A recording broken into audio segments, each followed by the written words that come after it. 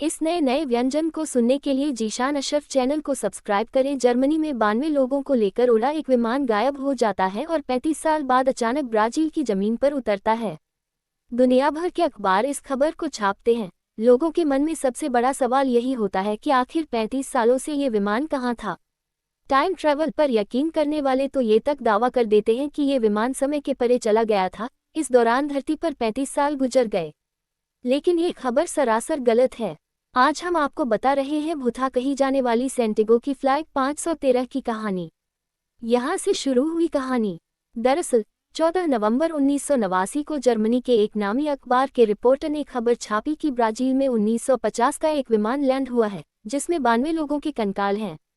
आगे दावा किया गया कि ये वही विमान है जो अचानक गायब हुआ है। खबर में बताया गया कि विमान ने 35 साल पहले एचेन, फ्रांस से उड़ान भरी थी और लापता हो गया था। इस विमान में 88 यात्री और 4 क्रू मेंबर सवार थे।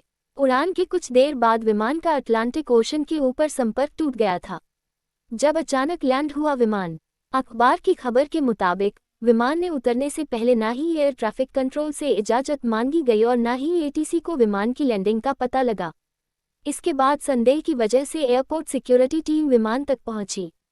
विमान के अंदर भरे थे कंकाल। जब सिक्योरिटी टीम विमान के अंदर पहुंची तो सभी कांप गए।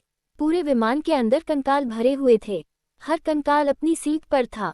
यहां तक विमान के कप्तान मिगुल विक्टर क्यूरी का कंकाल पायलट कंट्रोल्स को पकड़े हुआ था और विमान का इंजन चालू था।